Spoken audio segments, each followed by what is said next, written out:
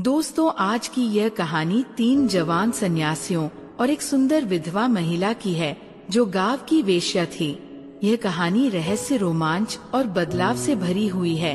कैसे इन सन्यासियों की मुलाकात इस महिला से होती है और कैसे यह कहानी एक अनोखे मोड़ पर पहुंचती है, जानने के लिए इसे अंत तक जरूर सुने। पुराने समय की बात है जब सत्य की खोज में 3 सन्यासी देश देशांतर की यात्रा कर रहे थे।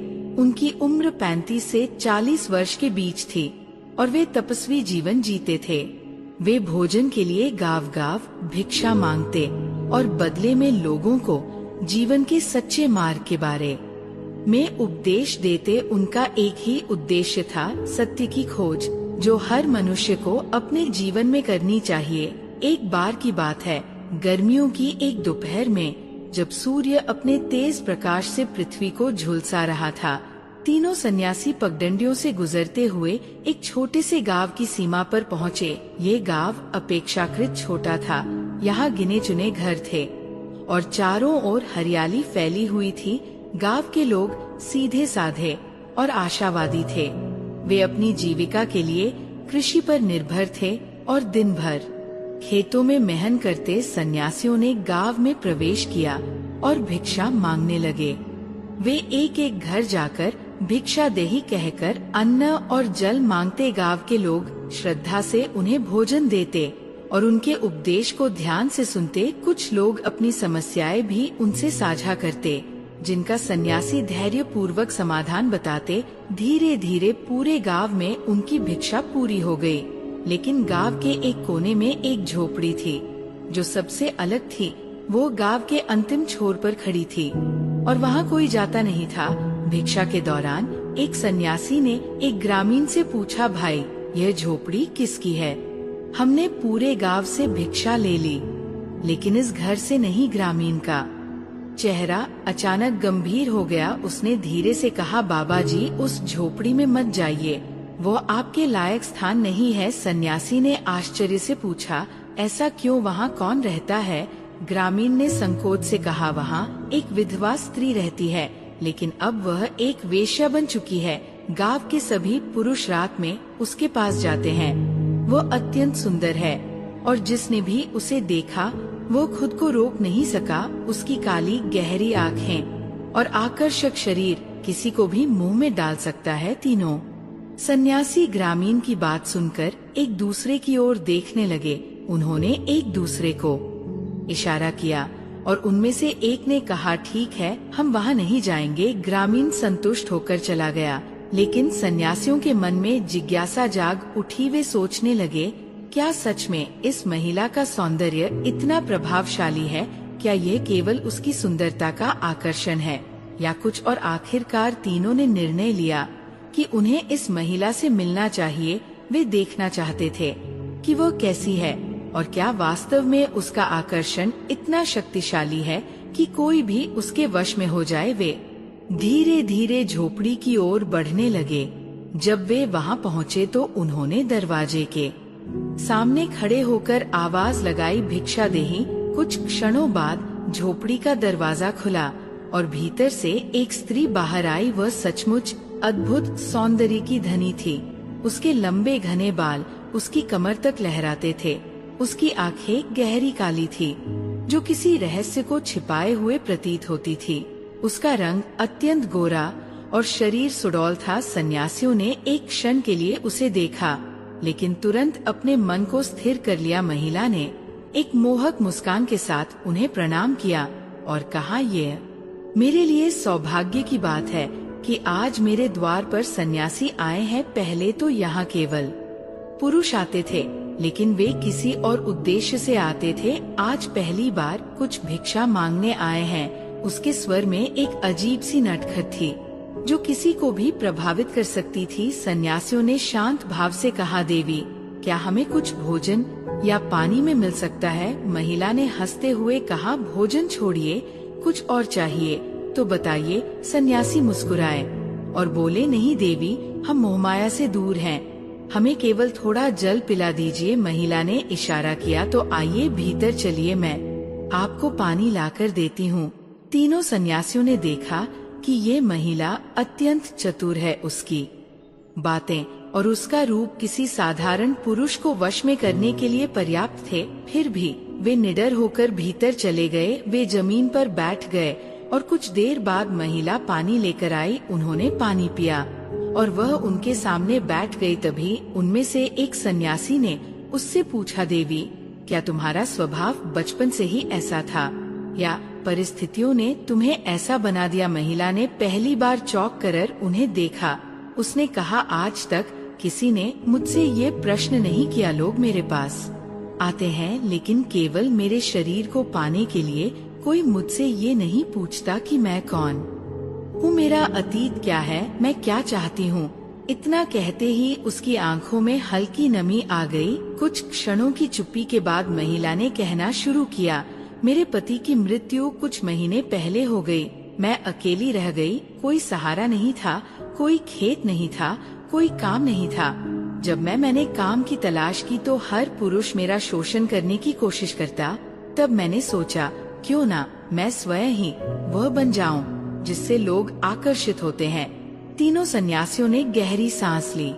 उन्होंने उसकी व्यथा को महसूस किया। अब आप ही बताइए, महिला ने कहा, क्या मैं गलत हूँ? जब पेट की आग जलती है तो इंसान कुछ भी करने को मजबूर हो जाता है। समाज बिना कुछ दिए कुछ नहीं देता और मैं बदले में अपना शरीर देकर अपना जीवन चला रही हूँ। सन्यासियों ने उसकी बात सुनी, लेकिन वे जानते थे कि यह मार्ग उसे कहीं नहीं ले जाएगा। तीनों सन्यासी ध्यान पूर्वक उसके चेहरे के भावों को पढ़ रहे थे। उनमें से सबसे अनुभवी सन्यासी, जिसे लोग देवशी कहते थे, ने सोमेश्वर में कहा, देवी, संसार का नियम बड़ा विचित्र है। ये वही समाज है जो पहले किसी अबला का शोषण करता है और फिर उसी पर उंगली उठाता है। लेकिन ये सत्य नहीं कि जीवन यापन का केवल यही एक मार्ग है। महिला ने कड़वाहट भरी मुस्कान के साथ कहा, बाबा, यदि ये मार्ग गलत है तो फिर समाज ने मुझे दूसरा मार्ग क्यों नहीं दिया? जब मेरे पति की मृत्यु हुई तब क्या कोई मेरा सहारा बना? नहीं, तब सबने मुझे बस एक वस्तु की तरह देखा। तीनों सन्यासियों ने उसकी पीड़ा को महसूस किया, लेकिन वे जानते थे कि किसी भी आत्मा का परिवर्तन एक गहरी प्रक्रिया है। तभी एक और सन्यासी, जिसे महायोगी कहा जाता था, आगे झुका और बोला, देवी, सत्य की खोज में हम तीनों वर्षों से भटक रहे हैं। हमने राजा से लेकर भिखारी तक को देखा है, धनवान से लेकर निर्धन तक को समझा है, परंतु जो सबसे अधिक दुखी होता है वो वह व्यक्ति है जो अपने ही जीवन को समझ नहीं पाता। महिला कुछ कहने ही वाली थी कि अचानक झोपड़ी के बाहर से किसी के तेजी से भागने की आवाज आई। सन्यासी सतर्क हो गए। देवशी ने झोपड़ी का दरवाजा खोला और देखा कि एक व्यक्ति दरवाजे के बाहर खड़ा है। कौन हो तुम? देवशी ने कड़क आवाज में पूछा। वह व्यक्ति सहम गया, लेकिन कुछ क्षणों बाद संकोच से सामने आकर बोला, मुझे क्षमा करे बाबा, मैं इस गांव का रहने वाला हूँ। मैं बस ये देखने आया था। अचानक मेरी चिंता क्यों होने लगी? उसने प्रश्न किया। जब मैंने पहली बार ये राह चुनी थी तब तुम और पूरा गांव मुझसे मुंह मोड़ चुके थे। तब मेरा साथ क्यों नहीं दिया? उस व्यक्ति ने सिर झुका लिया। उसका स्वर धीमा और क्षीण था। हम डर गए थे, शायद स्वार्थी भी थे। महिला की आंखों में कुछ पल के लिए एक अनोखी चमक उभरी। ना वह क्रोध था, ना क्षमा, बल्कि उससे कहीं गहरा कुछ। सन्यासियों ने इस संवाद को ध्यान से देखा और फिर उस व्यक्ति की ओर मुड़े। क्या तुम वास्तव में इसकी सहायता करना चाहते हो? एक गहरी चुप्पी छा गई। फिर उसने धीरे से कहा, यदि ये सच में अपना जीवन बदलना चाहती है तो मैं इसका साथ देने के लिए तैयार हूँ। महिला के मन में असमंजस था। क्या वो सच में बदल सकती थी? क्या समाज उसे फिर से स्वीकार करेगा? उसकी आंखें उत्तर खोज रही थी। उसने सन्यासियों से पूछा, बाबा, यदि मैं ये राह छोड़ दूं तो क्या लोग मुझे अपनाएंगे? क्या वे मेरा अतीत भूल पाएंगे? महायोगी मुस्कुराए। देवी, जल चाहे जितना भी मैला हो जाए, समय और धैर्य के साथ वह फिर से निर्मल हो सकता है। प्रश्न ये नहीं कि समाज क्या करेगा, बल्कि यह है कि तुम क्या चाहती हो। महिला पहली बार निशब्द हो गई। किसी ने उससे यह प्रश्न पहले कभी नहीं पूछा था। लेकिन इससे पहले कि वह कोई उत्तर देती, बाहर हलचल मच गई। कुछ पुरुष, जो कभी उसके पास जाया करते थे, अब विरोध और असमंजस से भरे खड़े थे। बाबा, आप यहाँ क्या कर रहे हैं? एक बुजुर्ग ने कड़े स्वर में पूछा। सन्यासियों ने उन्हें शांत रहने के लिए कहा, लेकिन गांव वालों में बेचैनी थी। यदि ये स्त्री सुधर गई, तो हमारे रास्ते बंद हो जाएंगे, किसी ने फुसफुसाकर कहा। और उसी क्षण सन्यासियों को समझ में आ गया कि समस्या केवल इस महिला की नहीं, बल्कि पूरे समाज की थी, जो नैतिक पतन के गर्त में जा चुका था। देवशी ने हाथ उठाया और गंभीर स्वर में बोले, भाइयों, हम केवल इस स्त्री के लिए नहीं आए हैं, बल्कि पूरे गांव की भलाई के लिए यहाँ हैं। गांव के एक वृद्ध ने उपहास से कहा, भलाई? बाबा, ये जन्म से ही ऐसी थी। इसकी नियति यही थी। महायोगी मुस्कुराए और बोले, किसी की नियति जन्म से तय नहीं होती। यदि ऐसा होता, तो पत्थर कभी मूर्ति नहीं बन सकता था, और मिट्टी कुम्हार के हाथों में आकार नहीं ले सकती थी। मनुष्य वही बनता है, जो वो स्वयं बनना चाहता है। गांव में मौन छा गया।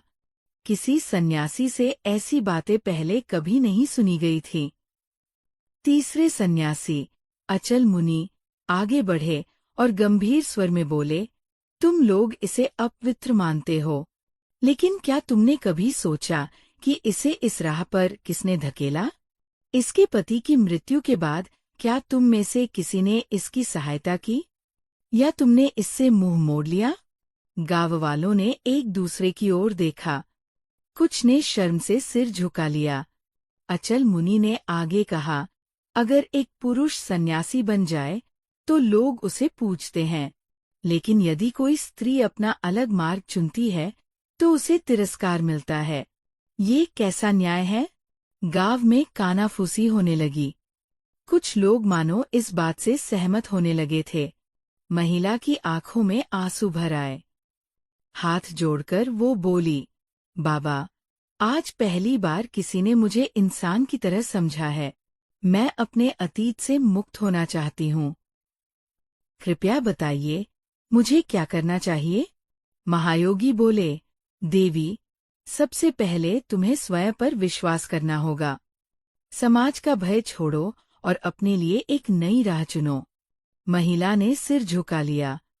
फिर धीरे धीरे उसने अपने गहने उतार कर सन्यासियों के चरणों में रख दिए और बोली, आज से मैं अपनी पुरानी पहचान छोड़ रही हूँ। मैं अब एक नया जीवन शुरू करूंगी। गांव वाले ये देखकर आश्चर्यचकित रह गए। कुछ को पछतावा हुआ, कुछ के मन में सम्मान जाग उठा। अब देवशी गांव वालों की ओर मुड़े और बोले, अब ये स्त्री नया जीवन शुरू करना चाहती है, लेकिन प्रश्न ये है, क्या तुम लोग इसे स्वीकार करोगे? गांव में फिर से हलचल मच गई। कुछ लोगों ने सहमति में सिर हिलाया, लेकिन कुछ अब भी संदेह में थे। तभी एक वृद्ध किसान आगे बढ़ा और बोला, बाबा, आपने हमारी आंखें खोल दी। यदि यह अपने जीवन को बदलना चाहती है, तो हमें इसे स्वीकार करने में कोई संकोच नहीं होना चाहिए। धीरे धीरे और भी लोग सहमत होने लगे। कुछ युवकों ने कहा, यदि ये महिला मंदिर में पूजा पाठ करना चाहती है, तो हम इसे रोकेंगे नहीं। सन्यासियों के चेहरे पर संतोष की मुस्कान आई। परिवर्तन की प्रक्रिया आरंभ हो चुकी थी। तीनों सन्यासियों ने महिला को आशीर्वाद दिया और कहा, अब तुम अपने जीवन को उस सत्य की ओर मोड़ो, जिसकी तुम वर्षों से उपेक्षा कर रही थी। जो भी कठिनाई आए, धैर्य मत खोना। सत्य का मार्ग कठिन होता है, लेकिन यही तुम्हें वास्तविक आनंद देगा। गांव वाले अब पूरी तरह शांत हो चुके थे। कई लोगों ने महिला से क्षमा मांगी और उसे नया जीवन शुरू करने के लिए प्रेरित किया। सन्यासियों ने गांव को अंतिम बार देखा और अपने मार्ग पर आगे बढ़ गए। महिला ने उसी दिन से गांव के मंदिर में पूजा पाठ शुरू कर दिया। उसने अपना समय भक्ति, सेवा और सत्संग में लगाना शुरू कर दिया। धीरे धीरे गांव के लोग भी उसे स्वीकार करने लगे। जो लोग कभी उसकी ओर गलत दृष्टि से देखते थे, अब वे भी उसका सम्मान करने लगे। गांव की अन्य स्त्रियों ने भी उसमें प्रेरणा देखी। वे समझ गई कि आत्मसम्मान से जीने का दूसरा मार्ग भी हो सकता है, और इस प्रकार एक महिला का निर्णय केवल उसके लिए ही नहीं, बल्कि पूरे गांव के लिए परिवर्तन का कारण बन गया।